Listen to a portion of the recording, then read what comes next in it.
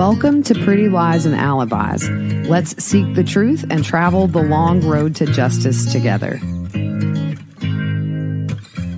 What you know, Alibiers, welcome to another episode of Pretty Lies and Alibis. I'm Gigi, doing a midday episode. My youngest has a track meet at 5 today, so I didn't want to have to come home and do the entire day. Before we get started, you know the drill. If you're watching on YouTube, don't forget to hit subscribe, like the video, share it with your friends, and you can ring my bell if you want notifications of when I post new content. Just click on that little bell icon.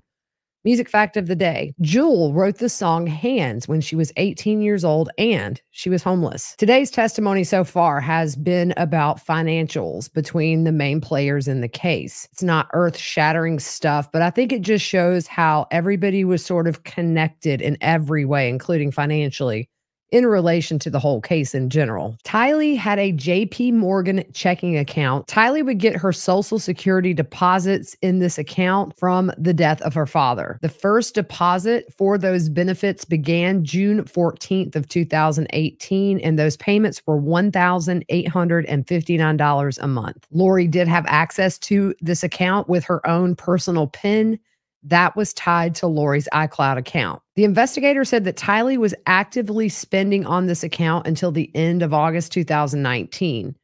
She mainly shopped in person, but there were some online shopping purchases made. Tylee would go to gas stations, fast food restaurants, and shopping centers when she was using this account. August 12th of 2019, Lori has those Social Security deposits diverted into her own personal account. At this point, Tylee really had no more control over this account. Lori and Tylee also had a joint account. You see at the beginning of September, Tylee is heading north, and you can tell by the purchases she made.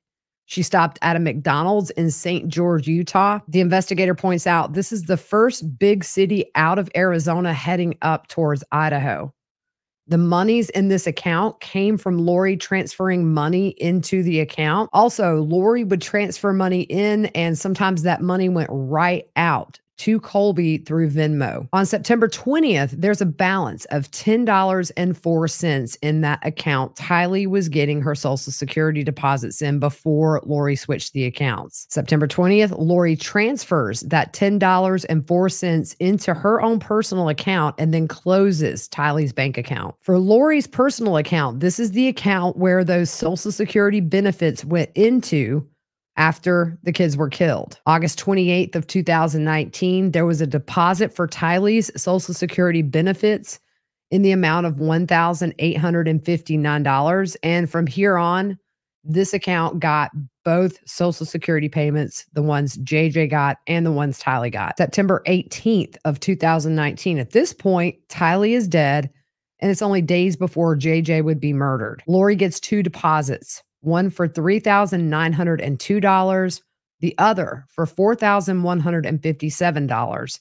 That was back pay for Social Security payments for the kids. Detective Concetus is on the stand, by the way, from the Rexburg Police Department. He gets very emotional when he's talking about these two deposits and says the date is significant because JJ was killed a few days later. As far as after Tylee's last proof of life, Lori got a total of $7,465 deposited into her personal account for benefits that were intended for Tylee. As for JJ, his last proof of life, Lori got $7,835 in Social Security benefits that were meant for JJ into her personal account. He goes on to talk about the joint account that Lori and Tylee had, not the original one Tylee had that got the Social Security, but this joint one that Lori was depositing into. All of the transactions were done online, which was unlike Tylee because she shopped in person, with the exception of two charges.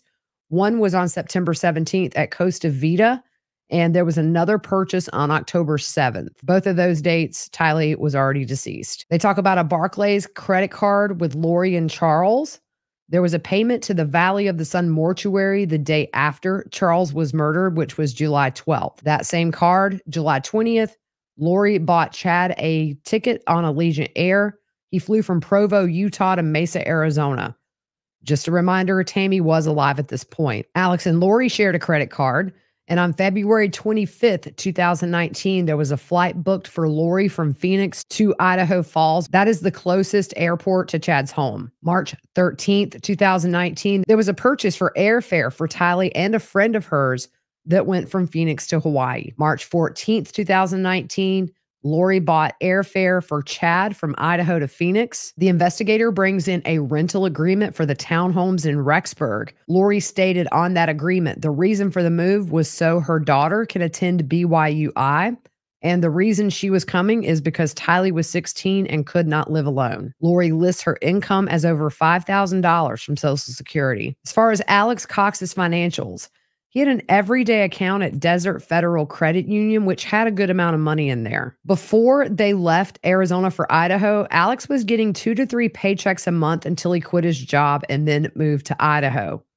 Once in Idaho, he opened up a Mountain America Credit Union account. Just before quitting his job, Alex got a loan for $21,000 for what he listed as medical reasons, but there were no documents related to his health that would indicate this loan was for that. Also, in August of 2019, Alex began buying firearms and related products, which he had not done before. He made over 40 purchases related to firearms or accessories for firearms. They go through some of Chad's financials. There were some joint credit union and credit card accounts with Tammy. They show an email from Chad to a woman named Julie who owned a property in Hawaii from Chad. It says, "We are interested in seeing this property.